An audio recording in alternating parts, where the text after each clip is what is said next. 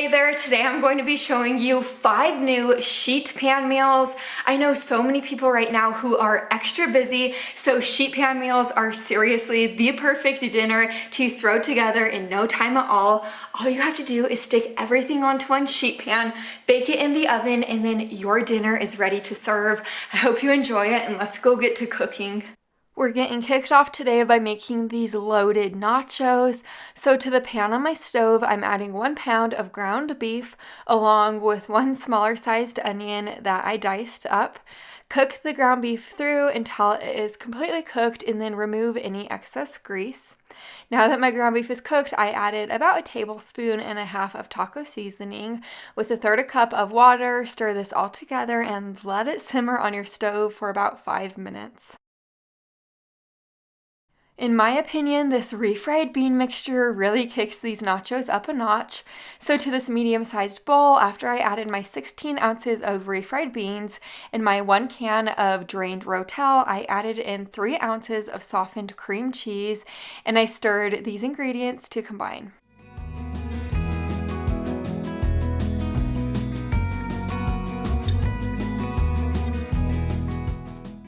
After I pulled out my sheet pan and lined it with aluminum foil, I added plenty of these tortilla chips down. You could use any brand of tortilla chips you like, but we really like these specific ones. Assembling these nachos seriously cannot get any easier than this. First, I'm placing scoops of that refried bean mixture all over the top of the chips. Next goes the taco meat, and then you will be adding your cheese. For the cheese, I added 1.5 cups of shredded sharp cheddar cheese, and then 1.5 cups of Monterey Jack cheese. This went in my preheated oven to 400 degrees to bake for about 15 minutes. Now that our nachos are in the oven, it's time to chop up our fresh veggies for on top: iceberg lettuce, cherry tomatoes, cilantro, avocado, and red onion. That's all I did. Here are the nachos out of the oven. The cheese is nice and melty at this point. I'm just sprinkling on all of those fresh veggies, and then it's ready to enjoy.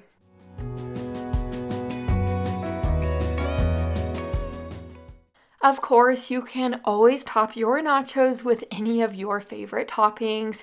This is by far my favorite nacho recipe of all time. It's just loaded with so many different flavors. My entire family loves it.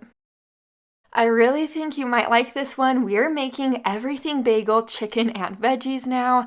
I have 1 pound of gemstone potatoes right here. I cut them in half. If you don't have gemstone potatoes at your store, you could just use little golden potatoes or little red potatoes. So after I cut them into smaller pieces, I place them on my sheet pan lined with parchment paper. I'm drizzling 1 tablespoon of olive oil over the top with a little dash of salt and 1 tablespoon of minced garlic. Stir this all together to coat the potatoes in the garlic, salt, and the oil, and then place this in a preheated oven to bake on 425 degrees for about 15 minutes.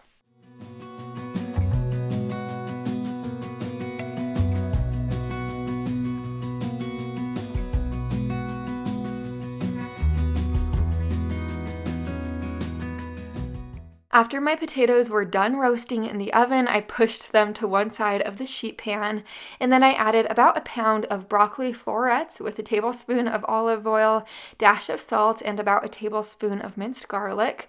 Combine these ingredients together to coat the broccoli in the oil, salt, and the garlic. After you're finished with that, you are going to add your chicken tenderloins down. So I have about 1 pound of chicken tenderloins right here. I'm adding them to that last little section of the sheet pan.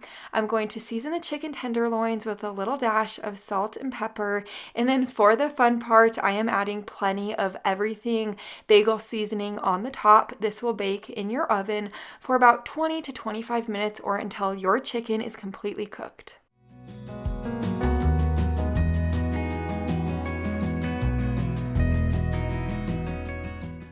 This everything bagel chicken and veggie sheet pan meal is such a creative one. The potatoes were perfectly tender. The chicken was so flavorful. Everything was super delicious. Now we're making these Philly cheesesteaks, and they are so easy to throw together. Right here, I have a little under 2 pounds of flank steak. I placed it onto my sheet pan. I'm going to be seasoning the flank steak on both sides with salt and pepper.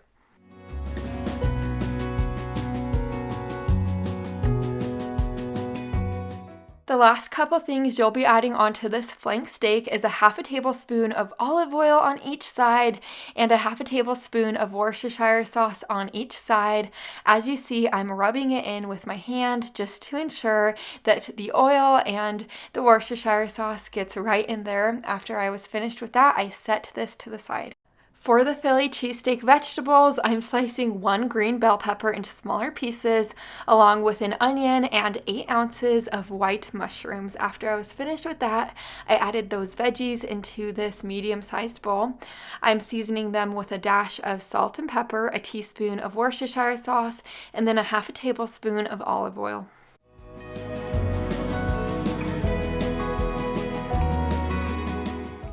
After I gave my vegetables a really good stir, I placed them all around the flank steak on my sheet pan, and then this went into a preheated oven to 350 degrees to bake for about 20 minutes, and then I put the broiler on and then let this broil in the oven for an additional 3 to 5 minutes.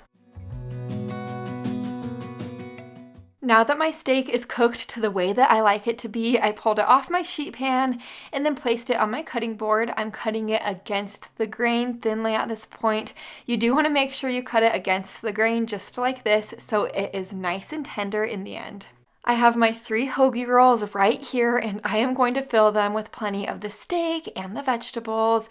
And then, of course, you do need cheese, so I placed a slice of provolone cheese over each of the hoagie rolls. And then this went under my broiler in the oven for about 1 to 2 minutes or until the cheese was nice and melty.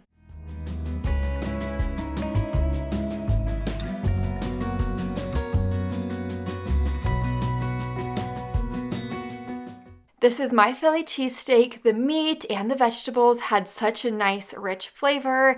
The bread was nice and crispy, and the cheese was perfectly melted. If you like Philly cheesesteaks, I think you'd love this one. Now we're making one of my daughter's favorites, this smoked sausage and veggie dish. So to my sheet pan, I'm adding about 1 pound of golden potatoes that I cut into smaller pieces. And then you will want to spray a little bit of oil spray on top and then season them with a dash of garlic powder, pepper, and salt. Stir these ingredients all together and then place this in a preheated oven to bake on 400 degrees for about 15 minutes. While our potatoes are in the oven, I'm going to slice up our sausage. I'm using this roasted garlic and Gruyere cheese sausage. It's a pre-cooked sausage and it is so good. It has little pieces of sliced cheese in it and it has so much flavor, but you could use any type of pre-cooked sausage you like kielbasa, seriously anything. So now that I'm finished with that, I pulled out my potatoes from the oven and I pushed them to one side of the sheet pan. And now I'm placing the potatoes into the center of the sheet pan at this point, and then I'm spraying them with a little bit more oil spray and then coating them in the oil spray.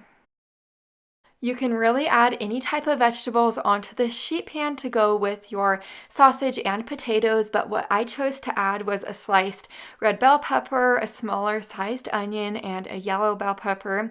I sprayed a little bit more oil spray on top and then seasoned them with a dash of salt and pepper. This baked for about 15 to 20 minutes or until my sausage was golden brown.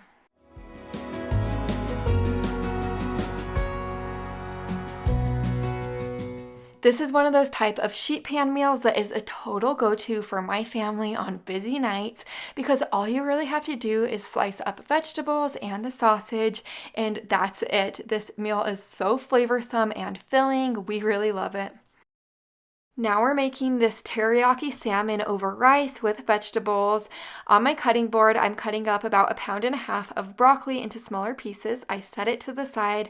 Now to start on the teriyaki sauce in this little bowl, I added a tablespoon of olive oil, next a teaspoon of minced ginger and garlic. The ginger I used was just the little ginger I showed you in that tube. It makes my life easier. And then 1/4 cup of low sodium soy sauce, 1/2 tablespoon of maple syrup. and then 1 teaspoon of apple cider vinegar. Whisk these ingredients all together. I do want to let you know, if you don't have apple cider vinegar on hand, you could just use regular vinegar and that will work out just fine. On my cutting board right here, I have 2 medium-sized salmon fillets. I'm going to be adding the salmon into this Ziploc bag. You could always double or half this recipe if you are feeding more people or less. And then you will be adding the teriyaki sauce into the bag, give it a really good shake, and then I let this marinate in my fridge for about 20 minutes. Now that my salmon is almost through marinating in the refrigerator, I'm going to start on the Instant Pot white rice now. So to my Instant Pot, I added a tablespoon of olive oil, next 2 cups of rinsed jasmine rice, or you could use white rice, whatever you prefer, and then 2 cups of water. I put the lid on top, set it to sealing, and then I pressed the rice button.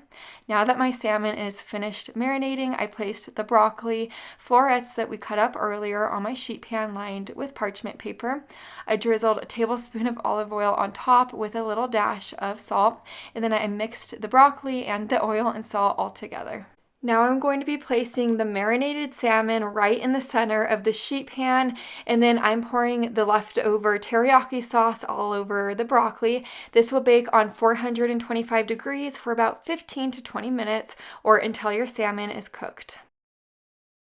Now that everything is finished, it's time to assemble our teriyaki bowls. So to the bottom of this bowl right here, I have a bed of rice. I placed a salmon fillet right on top of the rice. Next comes the broccoli.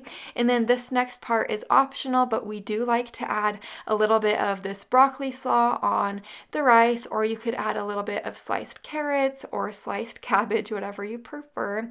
And then sliced green onions. And then on the very top, I added a little bit of sesame seeds. I don't normally make my salmon like this, but I really need to more often. It was flavored perfectly with that teriyaki sauce. It wasn't overpowering at all. This was such a good meal to enjoy after a really long day. I have plenty more sheet pan videos like this on my channel, so make sure you're subscribed so you don't miss any more in the future. I'll see you in the next one. Bye for now.